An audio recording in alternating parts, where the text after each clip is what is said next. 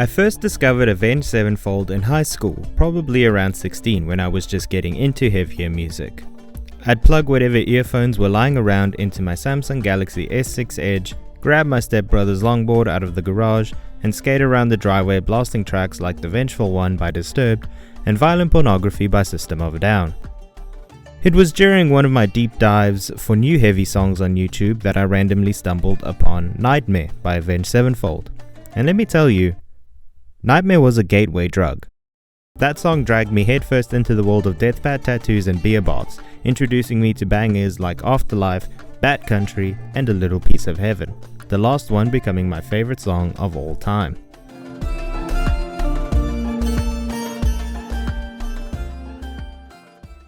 I was also getting into drumming at the time, and Avenged Sevenfold songs were some of the most fun to learn, largely thanks to the Rev's creativity.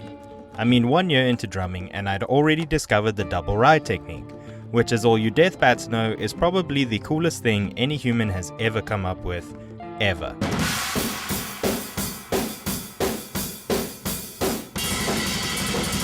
Dedicated Rev video coming in the future, stay tuned. Avenged Sevenfold became my go-to for all my longboarding escapades, but beyond that, they became my favorite band of all time. I devoured their entire discography, even Mad Hatter and Not Ready to Die from their Black Rain EP, and equipped with that knowledge, I can confidently say, Life is But a Dream is the greatest Avenged Sevenfold album. Let's talk about why.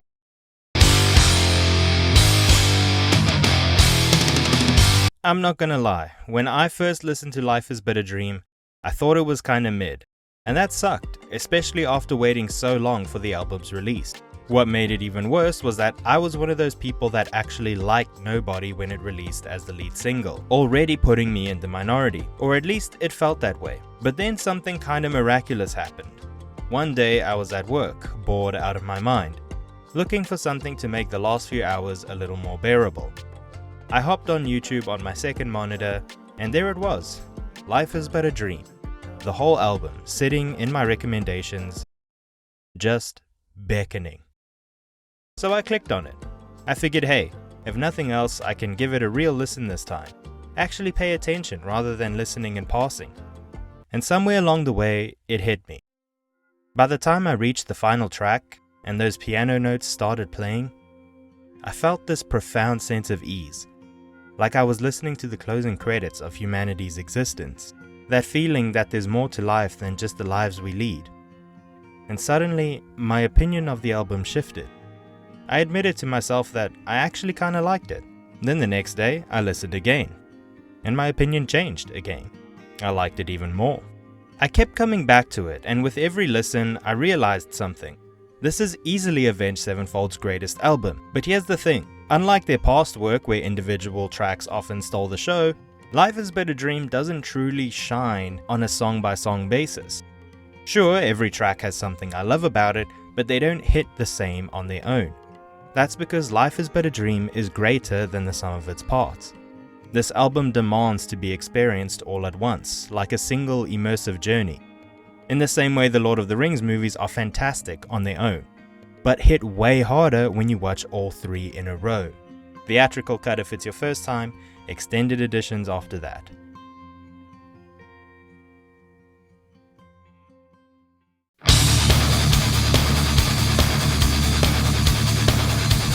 It seemed like I wasn't the only one coming around on the album. Each day I listened, I also found myself checking the comments section under the videos.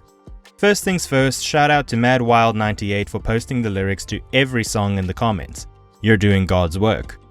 But what really stood out to me was how the reception of the album was changing right alongside my own. People were sharing their stories about how they didn't like it at first, but with each new listen, it started growing on them. And that got me thinking, maybe Life is But a Dream is an acquired taste. Well, sort of. Because while I saw plenty of hate early on, there were also people who loved it from the very first listen. Some were even calling it the Avenged Sevenfold album. And as I've already said, I just couldn't see it at first. But if it's an acquired taste, why did so many people get it right away? Now, some might argue that this is a classic case of the halo effect, the cognitive bias, where people's overall impression of something influences their opinion on its individual parts. Basically, some fans may have loved this album just because it came from a band they already worship. And sure, this happens all the time. People assume the latest release is amazing just because of past merits, even if the new work isn't on the same level at all. But I don't think that's what happened here. Because as much as A7X fans are loyal as hell, we're not blindly loyal. Most of us are old enough and have been listening long enough to form our own opinions. Take me for example. When I first listened to Life is But a Dream, I thought it was mid, as I said. And let's be real, if A7X fans blindly loved everything they put out, I wouldn't be sitting here telling you that Hail to the King is easily their worst album. Why? Because it was basic, it severely lacked the Rev's creativity, and overall it just didn't feel like Avenged Sevenfold. It felt like off-brand Metallica. And no, Avenged Sevenfold is not off-brand Metallica, and Life is But a Dream proves that. In fact, I'll take it a step further.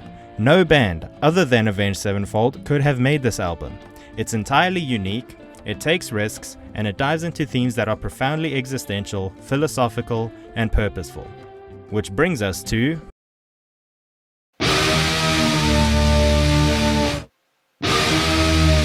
Life is But a Dream is, at its core, an album about existence, morality, and meaning. Or more accurately, the lack of inherent meaning in life. The album takes clear inspiration from absurdism, existentialism, and the works of Albert Camus, particularly The Myth of Sisyphus. Try saying that 3 times fast. In The Myth of Sisyphus, Camus explores the absurd, the contradiction between humanity's desire for meaning and the universe's indifference. Life has no inherent meaning, yet we desperately search for one. In Camus' view, there are 3 responses to this dilemma. Number 1, suicide. Rejecting life altogether. Number 2, religious or philosophical belief, clinging to an illusion of meaning. Or number 3, acceptance of the absurd, choosing to live in defiance of meaninglessness. This absurdist perspective is baked into the DNA of Life is But a Dream. The album doesn't wallow in nihilism, instead it embraces the beauty and chaos of existence.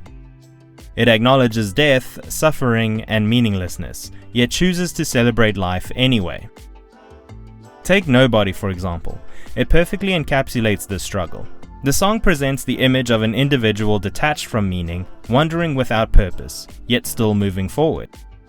And it's not just the lyrics. The album's chaotic musical shifts and genre bending reinforce this absurdist philosophy, jumping between tones, ideas, and moods, much like life itself.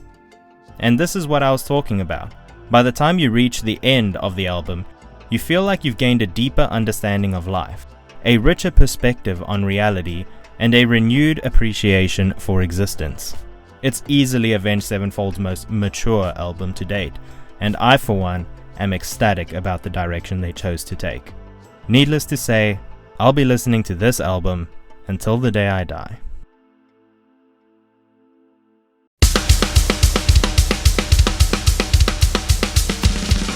Death is another central theme of the album. It repeatedly grapples with morality, urging us, the listener, to face death head-on. Mementomori is Latin for remember you must die, and it is an explicit reference to the philosophical practice of contemplating death. Now that we have that covered, let's get a bit heavy, ladies and gentlemen. Full disclaimer, this next section does deal with themes and topics of, and related to, suicide. Let's talk about the song Death. The song is one of the most directly intimate explorations of morality on the album, offering a poetic, dreamlike perspective on suicide, transcendence, and peace in death. The first verse tackles the mundanity of life and the speaker's final preparations. The imagery here is calm and methodical, as if the narrator is tidying up their life before departing. In verse 2, the narrator observes the city from above, suggesting they're standing at a great height, describing the scene of the city as so serene, creating a sense of peace, as if death isn't something to fear but a release. The phrase, "make myself more comfortable with the edge," is both literal and metaphorical. The narrator is physically on a ledge but also mentally at the precipice of existence. For anyone who's listened to the song, you know that rather than fear the act of falling, or flying as it is said in the song, is depicted as liberating. The wind on their face is satisfying, reinforcing that this moment is of freedom. The paradox of never feeling so alive at the moment of death challenges our perception of life and morality. The phrase, "I fly away," suggests that, to the narrator, death is not an end but an escape into something greater, unknown, or even peaceful. While other Avenged Sevenfold songs explore death in chaotic, violent, or even humorous ways, death is the most personal and poetic expression of the theme. It presents morality as peaceful, inevitable, and perhaps even beautiful, reinforcing the album's philosophical depth.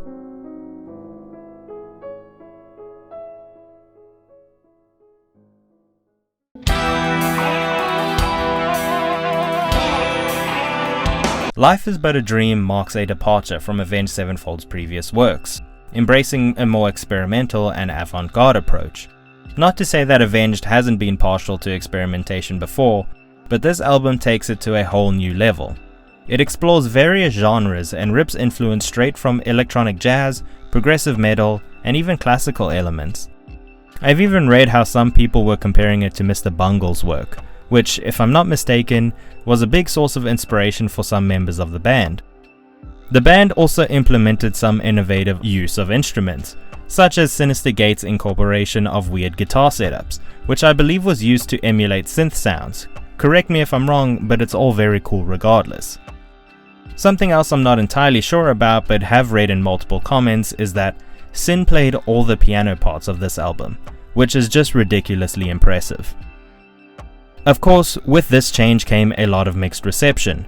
I acknowledge that the album received both praise for its bold experimentation and criticism from fans who preferred their earlier style.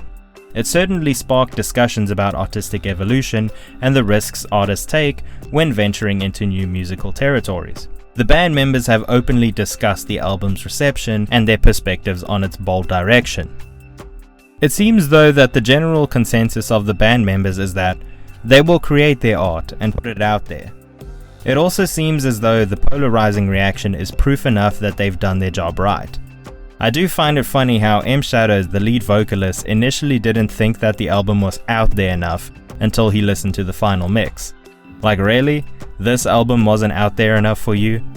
He must have been high out of his mind when he thought that. Is the weed on the show real?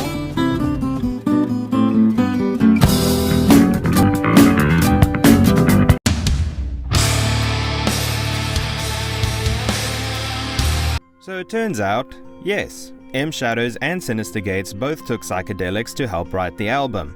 It all started with M Shadows' existential crisis before the album, where he questioned the meaning of existence and death. He said, and I quote, "What does it mean for me not to exist?" I mean, with that setup, it's no wonder the album is as good as it is. That's pretty goddamn impressive. This philosophical struggle led to psychedelics as a tool for self-discovery. The band experimented with 5-MeO-DMT, which seems like a powerful hallucinogen known for causing ego death. This directly influenced the themes of death, transcendence, and absurdity throughout the album. The track Death captures the feeling of surrendering to the void, with lyrics about drifting away and embracing the unknown.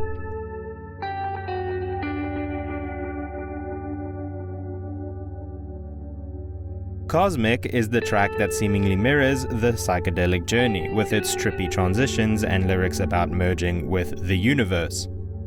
The chaotic shifts in the track We Love You could reflect the ego death mentioned earlier, the destruction of self-identity in a swirl of conflicting ideas. In conclusion, I'm sure the psychedelics didn't give the band all the answers, but it did seem to help them see existence in a new way, which is reflected in the album's unfiltered take on life, death, and everything in between.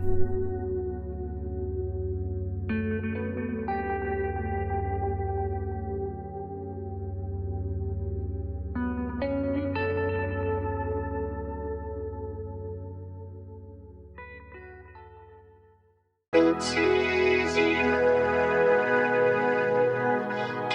Life is But a Dream sounds pretty much nothing like classic A7X. This begs the question, is the album a natural progression, or is it a complete departure from their past musicianship? Let's discuss guitar work. Once I rose above the noise and confusion, just to get a glimpse beyond this illusion. I was soaring ever higher, but I flew too high. While classic Avenged was often fast, melodic shredding like in tracks such as Afterlife, Bat Country and Beast and the Harlot, as well as having some tracks more focused on heavier chugging riffs, such as Hail to the King and Unholy Confessions, the new A7X sound tries to blend multiple genres such as jazz, funk, and classical into a somewhat cohesive mass, which definitely comes off as original if nothing else. Gates used a custom pedal setup to emulate synth sounds instead of traditional shredding in some cases, and in my opinion, it works. And one of the great things about having a fully dynamic game engine is all of this just works. It's not, I'm not kidding. Guitar solos feel more unpredictable, like in We Love You and Cosmic. Sure, it sounds less metal in a traditional sense, but it creates a dynamic and unique sound which is used to sail its point home. Now, although I am a huge Rev fanboy, I'll be the first to say that Brooks Wackerman is an absolute phenomenal drummer. While the Rev was known for his cheeky Portnoy Jr.-esque creative style, Brooks brings a more refined display of drumming, complete with complex time signatures, jazz-like drumming reminiscent of Frank Zappa, and a combination of genres rarely seen done so expertly while still fitting each and every single track in the album. Brooks seriously did something special with the drumming of this album, and he deserves a lot of praise for it. Stan Brooks, everybody. I could go on and on about Johnny Christ's more prominent experimental bass lines or M Shadow's emotional range, but to sum it up, it seems Avenged Sevenfold have committed to the idea of evolution, not repetition. I would Would like to Toi to Toi to Toi. And if this album is an indication of the band's future, then honestly, I'm all for it.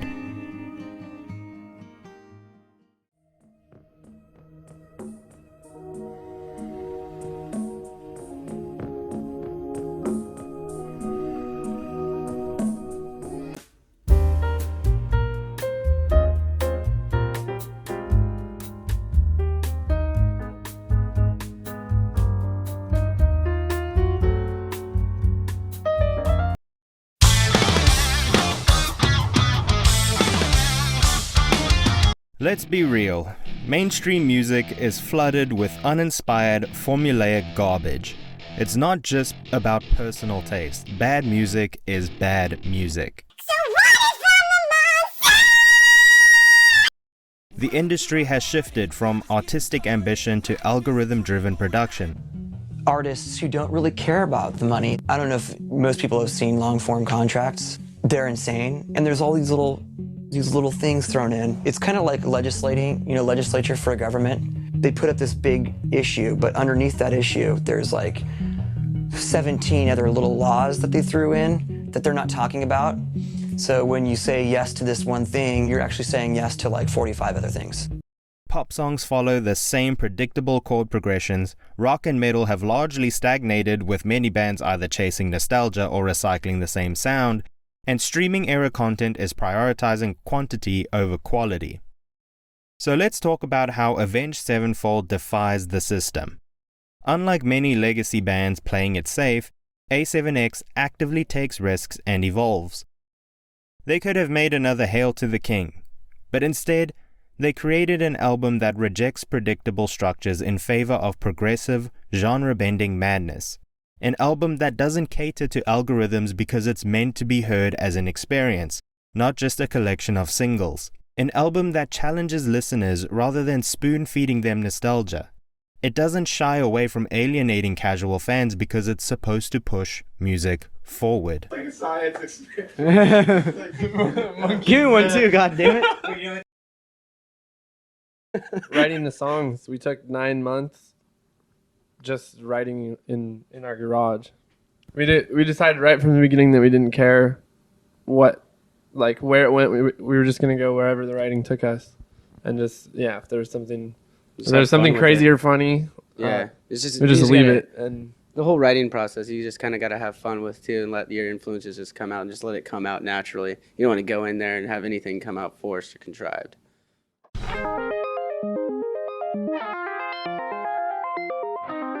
At its core, Life is But a Dream is an exploration of existence, morality, and the absurdity of life. The album wrestles with the question, if life has no inherent meaning, how should we live? It presents multiple perspectives on death, purpose, and identity, and instead of providing a singular answer, the album offers different ways to approach these ideas. Life has no inherent meaning? So what? Death is unavoidable? So live freely. Identity and ego are illusions, so let go of yourself. Life is but a dream. Enjoy the ride.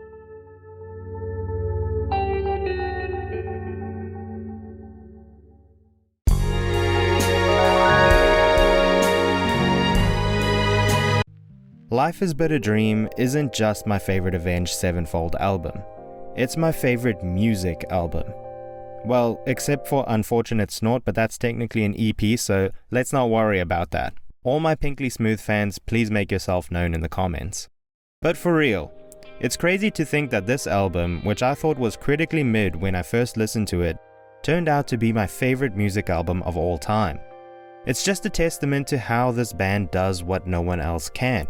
Scratches an itch like no other band, and sincerely changed my life in multiple ways. Music feeds the soul, whether we wanted to or not, and Life is But a Dream is a 5-course meal. Once I finally understood the significance of this album, and saw what it set out to do, it changed me as a person and my outlook on life. And for that, I think it deserves to be remembered as one of the greatest albums to have ever been created.